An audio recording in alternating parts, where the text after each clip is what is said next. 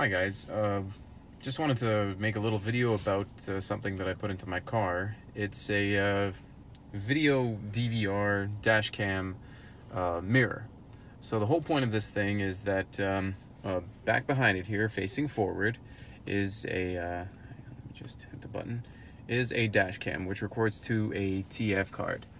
Yeah, I don't know if you can see. Hang on, let me just take the camera. So it's a little difficult to see because the whole entire surface of it is reflective, but here we are recording what's in front of the actual mirror. So if we look really carefully, there's a little camera over here. Now the good thing about this is it's a replacement kit, so it has the mounts that you need to replace your existing mirror inside your car. Obviously it's powered, and the other nice thing about it is that it has a rear camera as well. So if we just hit the button here, there we can see that it sees out back. You can even see my hand reflected in the mirror. So it wires up directly to your fuse box, so it's quite easy to do. So I just hit it under the headliner. I put it all the way down here through the A pillar and down underneath into where the OBD port in my car is and all the fuses are. So there it is. So one of the fuses is ACC, so accessory power, and the other fuse that I got power from is the interior lighting, so the dome light for the inside of the car. So the thing about it is that it's always hot, so this thing can work even when the car is off. A little bit more on that in a second. So that's how you power it. And there is also a rear camera. So that also I put under the headliner very carefully. Let me just show you how it works. Just carefully get out here. Now I decided to put it on the outside of the car, just over here. So here is the camera for the rear. So I've just hidden it under some plastic here. Put it through here, and obviously it goes under the headliner into the car. Yeah. So the other thing that I decided to mount the camera on the inside of the car. The camera is supposed to be waterproof, so you could mount it on the outside, presumably. I don't know where you would mount it. The other alternative is mounting it where the rear camera is. So I do have a reverse camera as well, and I guess I could have mounted a second camera over here, and it might have a good view, but as I wanted to use it as a dynamic video rear view mirror, I thought maybe have a position a little bit closer to what the rear window is would be a bit better. So after getting all of that hooked up, the mirror turns on, and basically it constantly shows what the rear camera sees. So it's kind of like the ones that they have in Cadillacs now. At least that's the only car that I know that has this sort of feature. It's a mirror, but also it could show you a video feed instead of being an actual mirror. So the product works as advertised. I'll put the links in the description as to where you can get it. I just ordered it off of AliExpress. So I bought this one because it had an all-metal casing, which seemed like a good idea, and it wasn't black, so maybe it wouldn't overheat so much. But it does have one fatal problem, and you could probably even tell on the video. This is as bright as the screen goes. So if you're sitting from here, it's not quite as bad in person, probably because there's some polarizing going on, and it's really even more difficult to see on video. But just as a comparison, here's a black home screen on my head unit, which, you know, it's a good bit brighter. You can even tell just by going right up to it. So it's a little bit distracting to use when you're driving, but that being said, the camera is really, really clear. So you can see the sharpness of the display and the sharpness of the camera. It's advertised as a 1080p camera for the rear and the front. The sensors don't appear to be exactly the same. I'll cut in another video where I use this in the parking garage, and especially at night and in the dark, the front camera sensor deals with it much better than the rear camera sensor. So the front camera sensor, the one that's built into the mirror itself, seems to be a good bit better.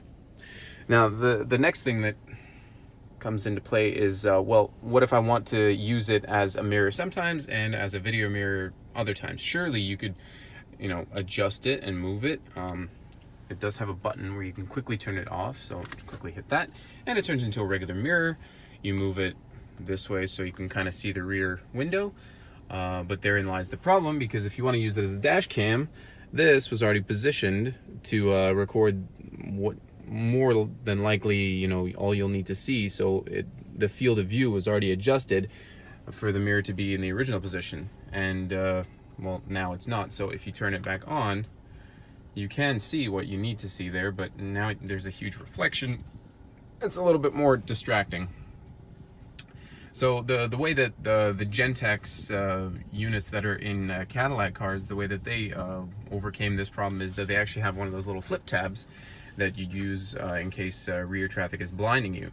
So you just flip it up, and it physically flips the mirror up a little bit so you get less reflections, and then it turns the video on. And then you flip it down, and the mirror is positioned better to actually be a mirror and actually reflect what's behind you.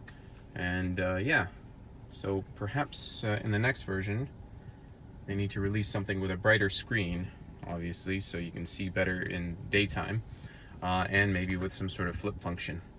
Now, to get into the interface, it's pretty simple. It's a touch screen. So this isn't one of the other ones that are floating around on the internet. It doesn't have Android built in. It doesn't have any other functions other than showing what's behind you and what's in front of you and recording both sides.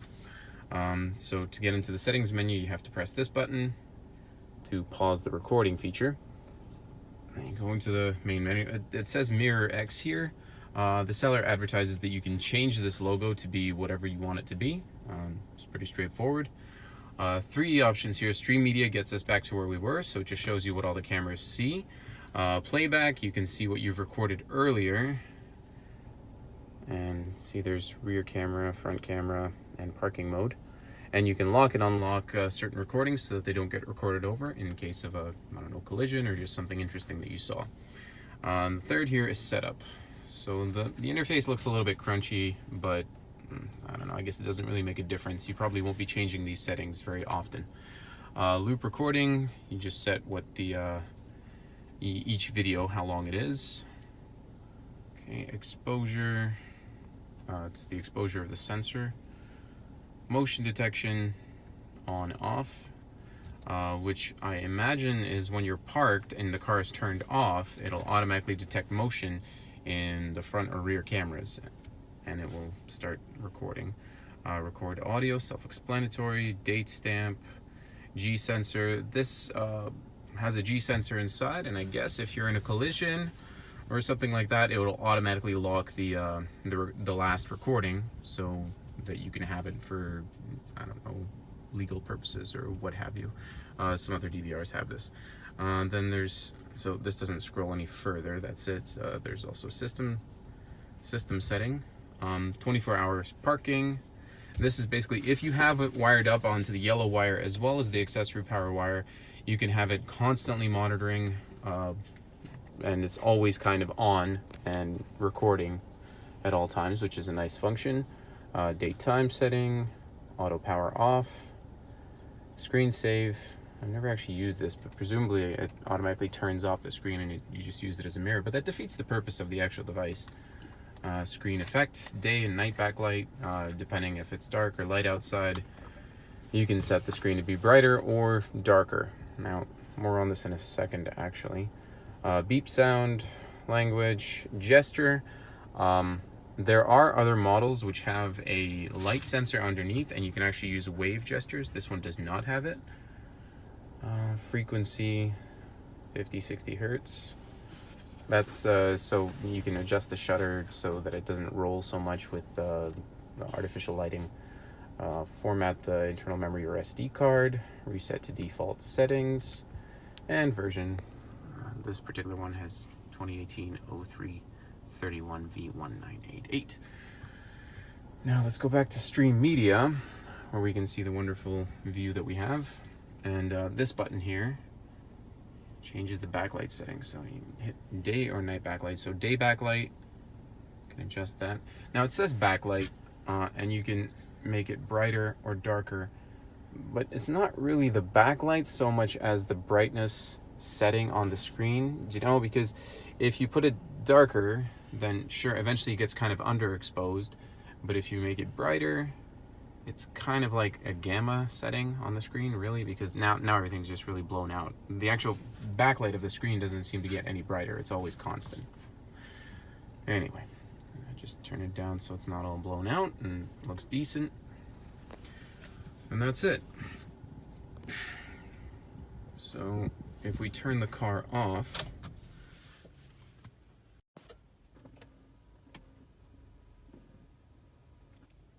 give it a few seconds and it automatically turns off, but it should still be getting power, judging by the way I wired it up. So if we press this button, we should still be able to get something, should we not? I guess not. But it should still be recording meanwhile. So that is the, I don't even know what it's called. I bought it from an AliExpress store called Greenyi, but that is just a reseller. So it comes in this nice white box. The manual says streaming video mirror, user manual, version 1.2. Instructions are in English and Chinese. This is the box that it comes in. LZ988. There's the little Greenyi sticker. Have their own internal SKU for it probably. Streaming Video Mirror Pro and Mirror X. There's all the functions that it has. And that's about it. Oh yeah, I forgot to mention, it does say backup camera on here. The rear camera does have a little wire that you can hook up to your reverse light so that it automatically turns on a different view mode. So it's like a parking mode where it will draw guidelines on the rear view, and you can adjust. Hang on. Really remembers the last position. See, it's difficult to get you guys a clear view without having my phone being reflected in the video. Okay. Oh, there we go. Okay, and yeah, because the actual field of view is bigger than what you can see on the screen, you can adjust it with your finger here. So the parking mode will be adjusted closer to the bottom so that you can see the ground behind your car a little bit better. See, this is what I'm getting at, you guys. It's really, really difficult to get a good view of what's actually going on the screen. You can imagine what it's like in real life. Right. So that is the, I don't even know what to call it, the streaming mirror DVR. Check it out. It might be worth your time, might not. Honestly, I would say the product is kind of half-baked. There's a couple of features that it really needs to figure out. Mostly the screen brightness issue. The screen really needs to be very, very bright to be effective. Otherwise, it's difficult to see. Other than that, yeah, maybe just a little flip switch, just like the Gentex units have on Cadillacs. Yeah. Hopefully this was informative. Have a good one.